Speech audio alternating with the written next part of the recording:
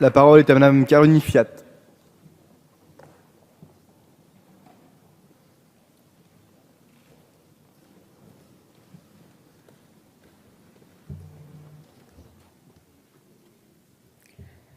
Madame la ministre, Madame, Messieurs les députés, chers collègues, je souhaite vous faire part du ressenti de notre groupe quant aux questions de santé sur notre territoire. Les lois sur la santé initiées par la présidence Sarkozy ont frappé d'austérité les établissements hospitaliers. Les conséquences sont néfastes et remettent en cause le rôle des soignants. La tarification à l'acte amène à transformer le patient en client et incite les établissements à facturer à outrance les interventions sur les malades pour répondre aux injonctions de rentabilité. La santé n'est pas un acte commercial. Les médecins, les sages-femmes, les anesthésistes, les infirmiers, les aides-soignants ne sont pas des commerçants, ce sont des professionnels de santé. Il faut les considérer comme tels et leur donner les moyens d'exercer leur métier dans les meilleures conditions possibles. À l'issue de la Seconde Guerre mondiale, l'objectif du CNR était d'assurer l'égalité de traitement de chacun et la santé pour tous, d'où la création de la sécurité sociale.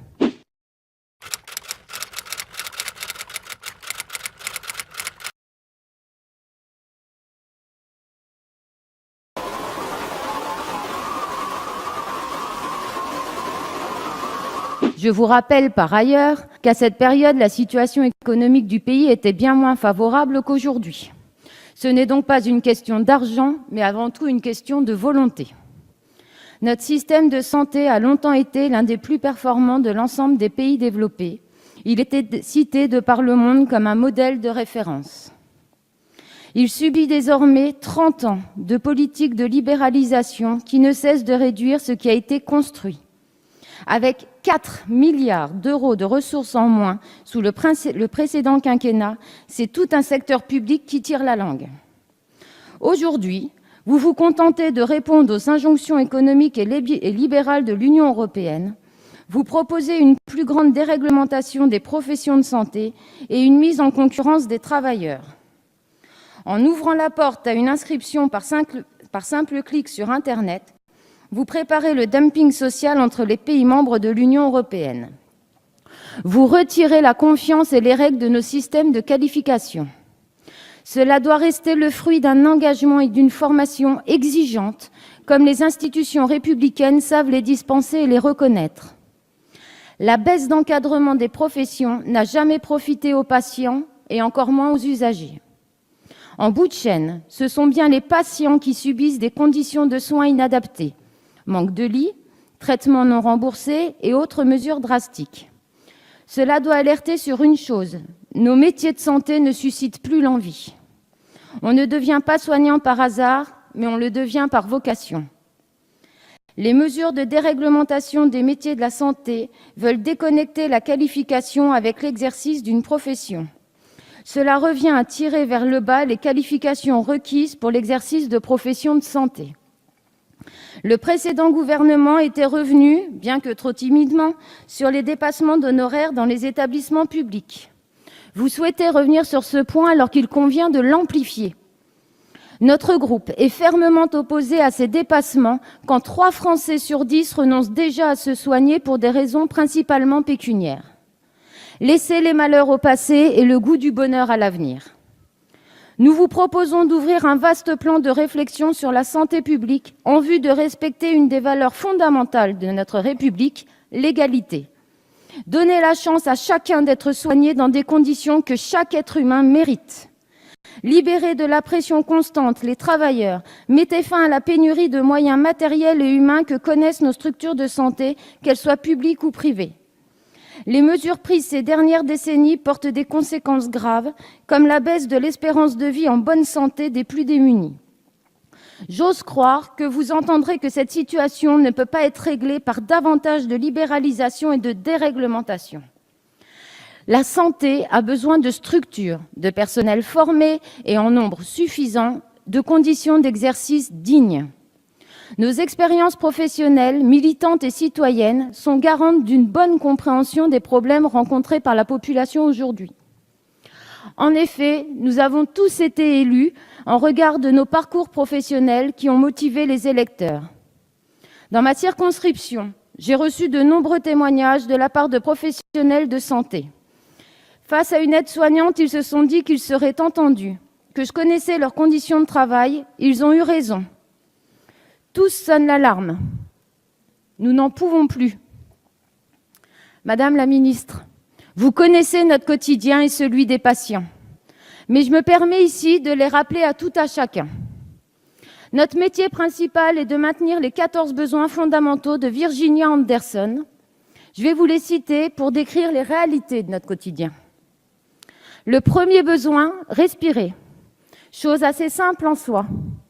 Pour autant compliquée quand il fait plus de 30 degrés dans une chambre d'un CHU. Deuxième besoin, boire et manger.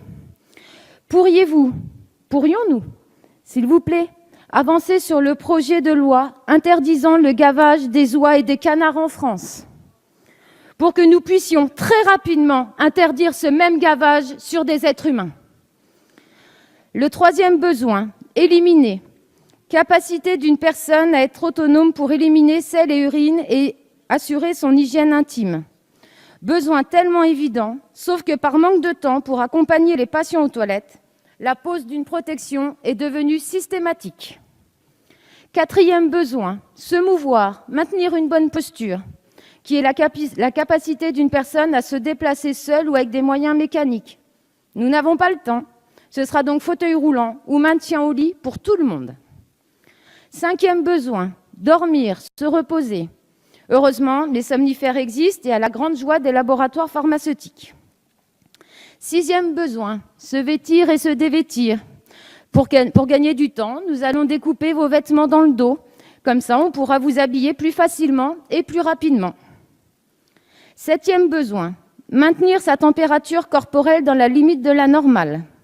Pourrions-nous avoir, comme dans la plupart des foyers français, des thermomètres en nombre suffisant? Huitième besoin, être propre et protéger ses téguments. Bon, celui-là, je ne vous cache pas, c'est mon préféré. Je vous propose un petit test. Alors que vous ne souffrez d'aucune pathologie, chronométrez-vous à votre prochain passage dans la salle de bain. Déshabillage, douche, séchage, habillage.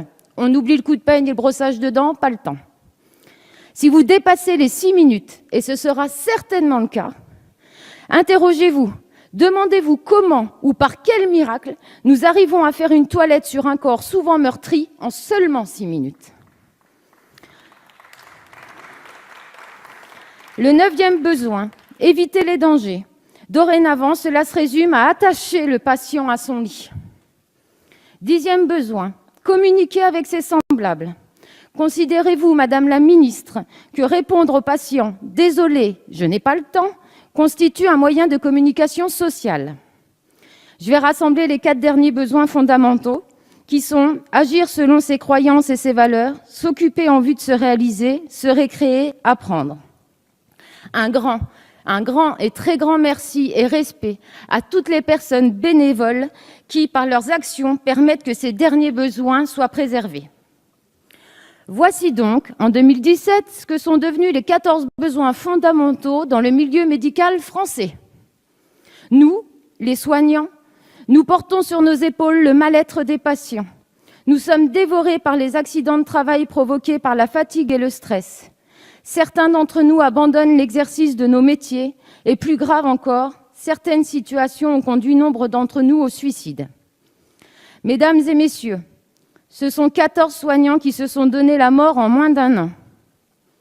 Combien en faudra-t-il d'autres pour dire « plus jamais ça » ?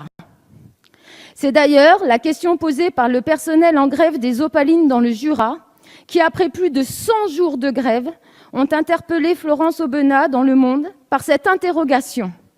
Qu'est-ce qu'il faudrait faire maintenant ? Qu'une d'entre nous se suicide sur le parking ? C'est pourquoi, Madame la ministre, notre groupe met à votre disposition ses propositions pour une refondation et une restructuration du monde de la santé. Madame la ministre, en votre qualité de médecin, vous avez la possibilité de soigner notre système de santé. Ne passez pas à côté de cette occasion historique. Merci. Merci, Madame.